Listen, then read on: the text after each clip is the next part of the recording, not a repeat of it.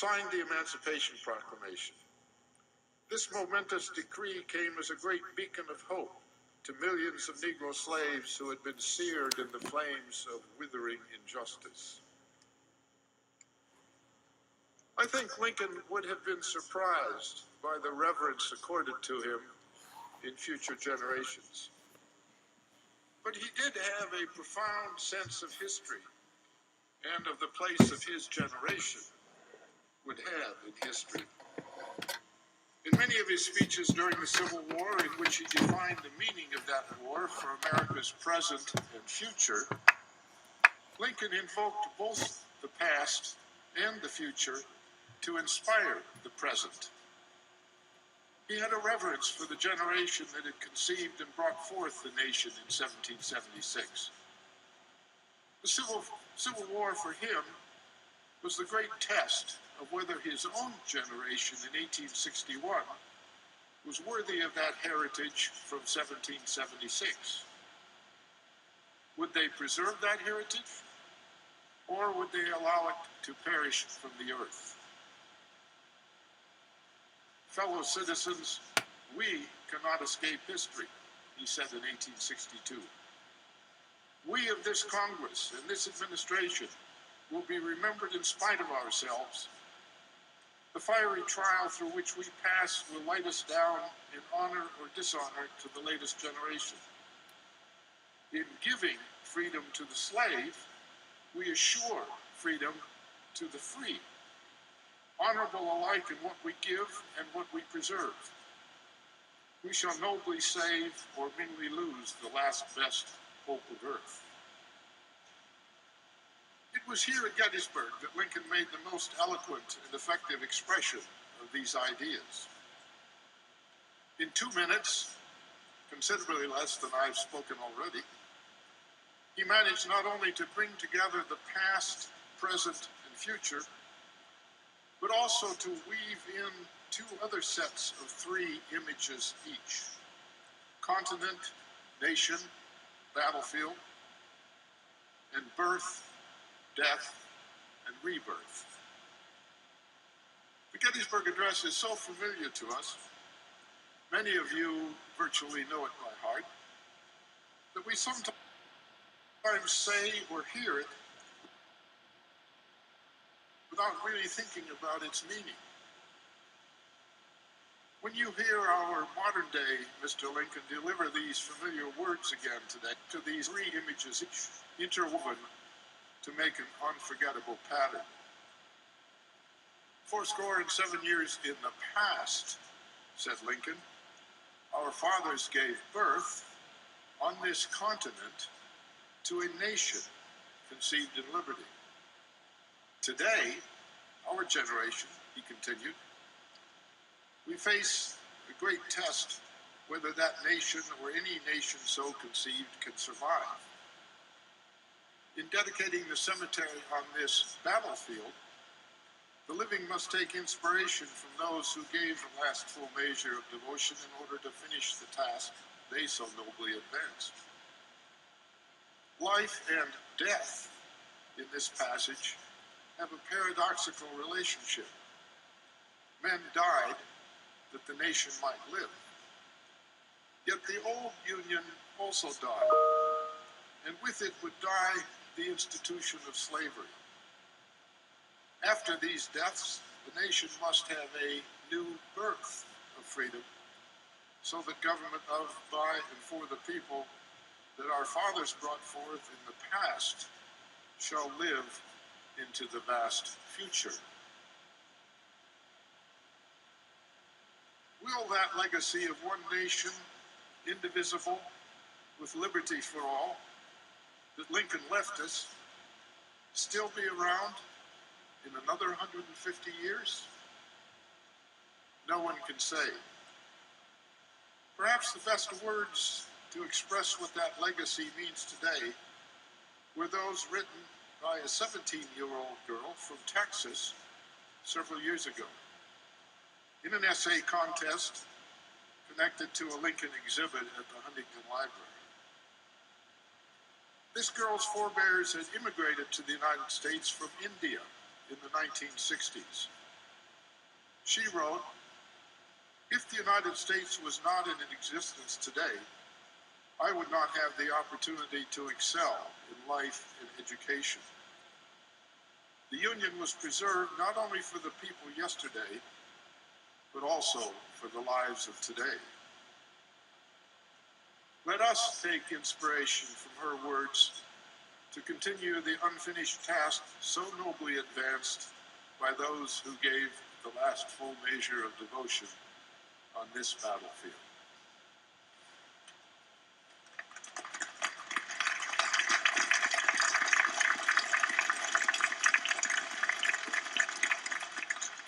Thank you, Jim, for those wonderful, insightful, and inspiring remarks.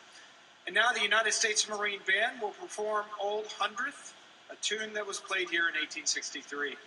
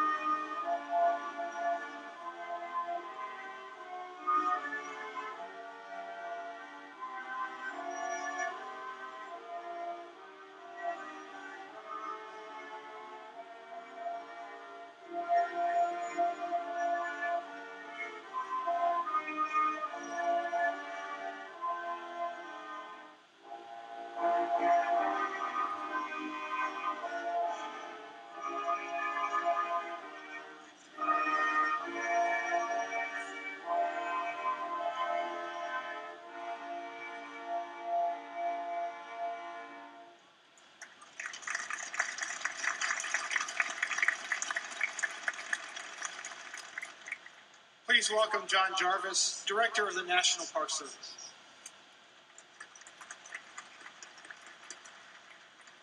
Well, thank you all for joining us here today.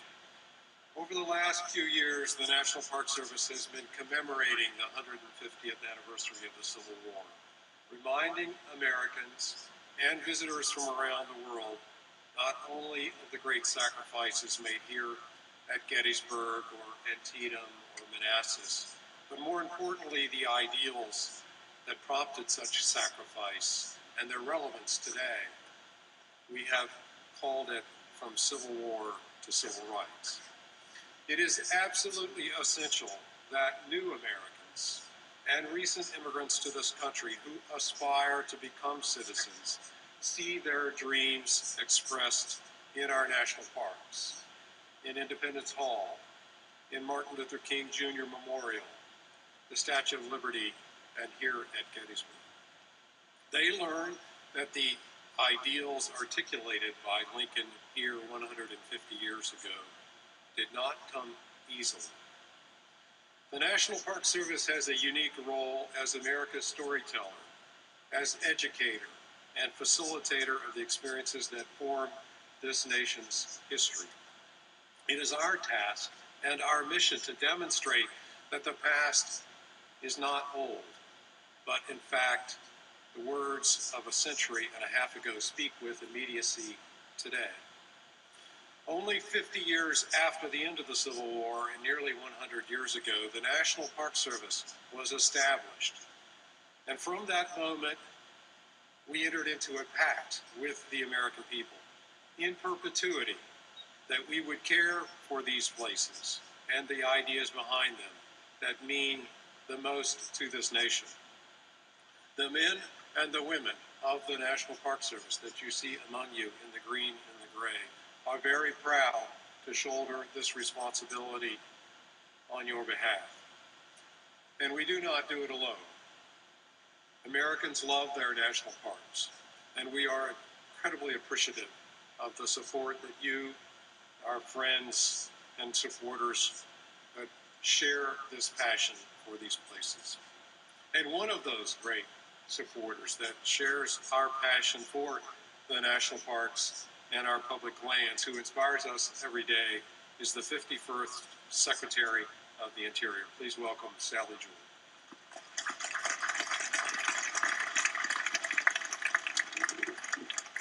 Thanks, John.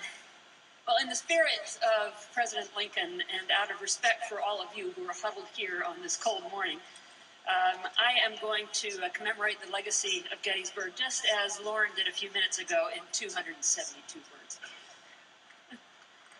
150 years ago, Abraham Lincoln said, "The world will little note, nor long remember what we say here." He was wrong. Just as the battle that raged on these fields stands at the vortex of American history, Lincoln's words stand at the vortex of our national consciousness. Hearing them, we are reminded of the sacrifice of so many for freedom. We are likewise reminded of our long journey, still ongoing, to fulfill the fundamental proposition that indeed all men and women are created equal and deserve the full benefit of this freedom that has been purchased at such great price. The steps on this journey are marked by eloquence, the patriot who regretted he had but one life to give for his country, the president who affirmed our resolve on a day that will live in infamy, the courageous woman whose simple no on an Alabama bus gave birth to choruses of "We Shall Overcome," the passenger above another Pennsylvania field who declared, "Let's roll," giving voice to a nation battered by terrorism.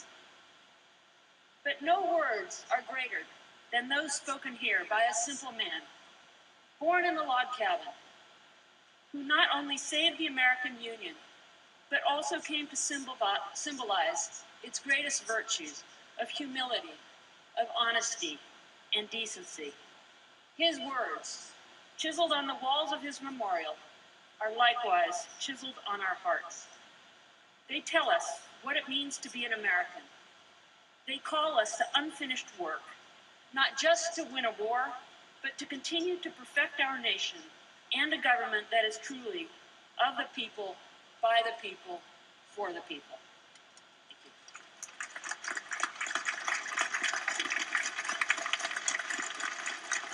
Thank you, Secretary Jewell.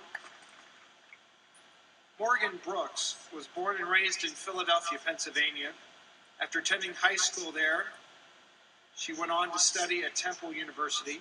And during her junior year, she was accepted into the Pro Ranger program, where she completed a summer internship at Antietam National Battlefield, as well as her law enforcement training at Temple University's Seasonal Law Enforcement Training Program. In February 2013, Morgan began working as a law enforcement ranger in the Protection Division here at Gettysburg National Military Park. Please welcome with me, for purposes of the Presidential Commemoration, Gettysburg National Military Park Law Enforcement Ranger, Morgan Brooks.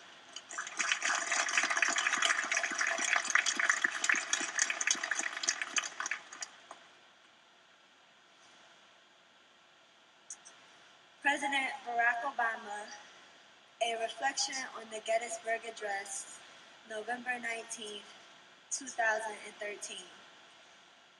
I am pleased to join Americans across the country today to commemorate the anniversary of the Gettysburg Address.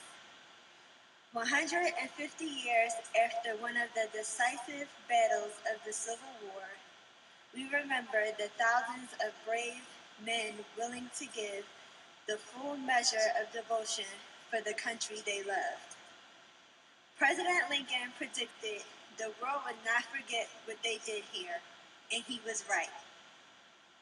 And today, their courage and patriotism lives in our veterans and military families and in all our men and women in uniform. But we have also long remembered what was said here. In the evening, when the White House is quiet, I sometimes walk down the hall to a room Abraham Lincoln used as his office.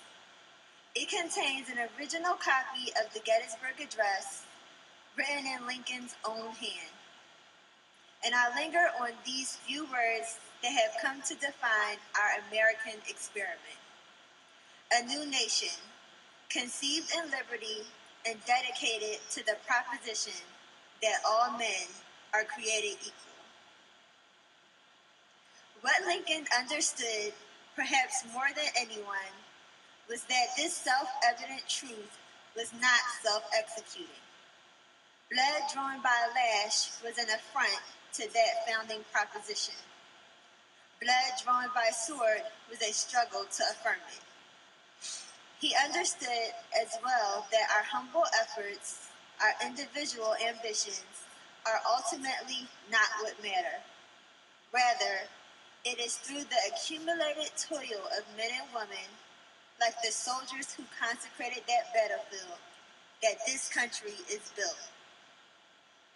This quintessentially self-made man, fierce in his belief in honest work and the striving spirit at the heart of America, believed that there is something larger at stake than us, that it falls to each generation collectively to preserve the freedom for which our predecessors so gallantly fought. And through World War and Cold War, revolutions in industry and information, movements for civil rights, women's rights, and gay rights, we have, at times, wrenching social and economic change has strained our union. But the trajectory of our history should give us hope. It should give us confidence that should our generation choose to dedicate ourselves to that great task, then whatever trials may come, this nation, under God, shall remain the last, best hope on earth. Thank you.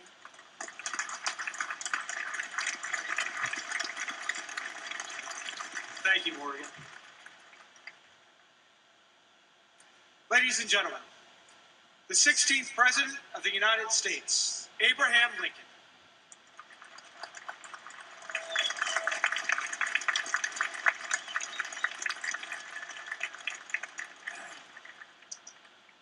Fourscore and 7 years ago, our fathers brought forth on this continent a new nation, conceived in liberty and dedicated to the proposition that all men are created equal.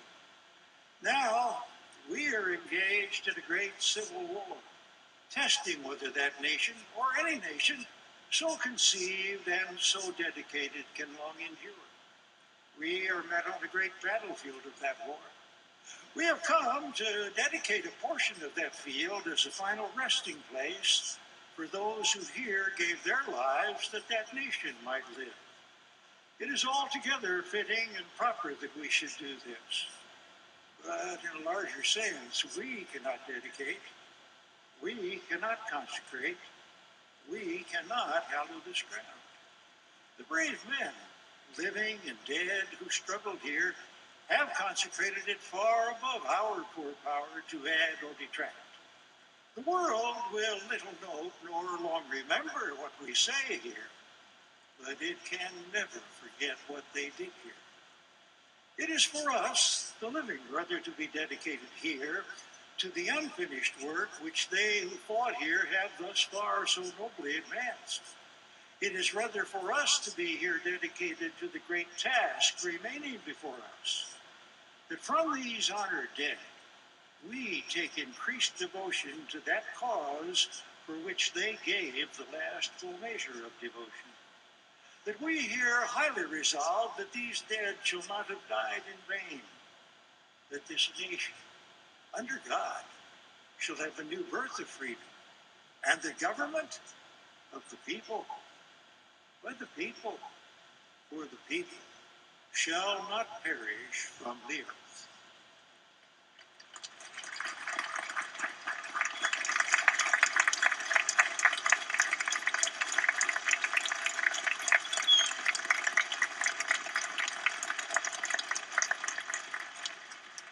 Now Wayne Hill will sing the Battle Hymn of the Republic.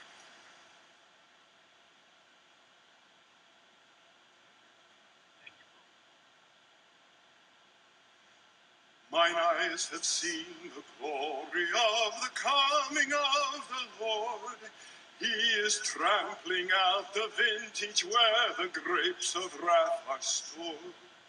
He hath loosed the fateful lightning of his terrible swift sword. His truth is marching on. Glory, glory, hallelujah.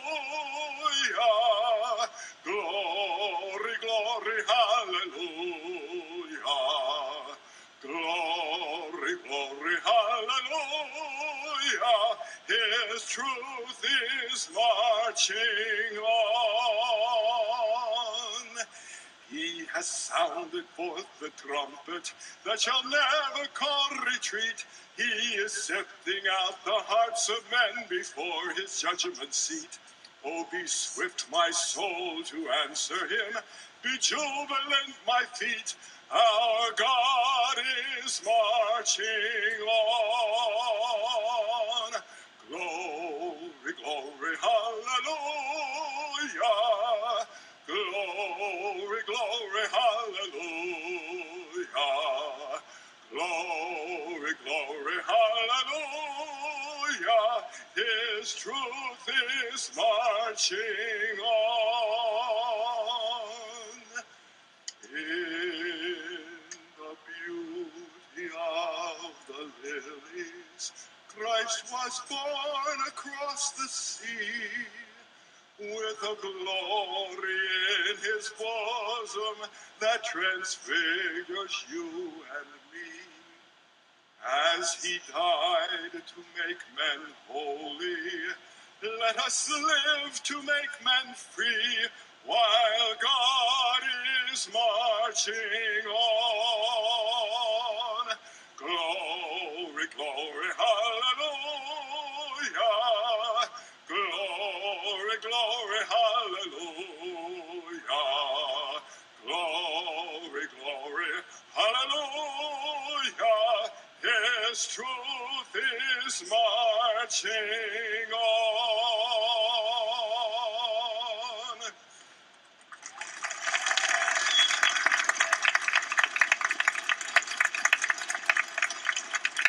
Thank you, Wayne. It is an honor to introduce Director of the United States Citizenship and Immigration Services, Alejandro Mayorkas. Nominated by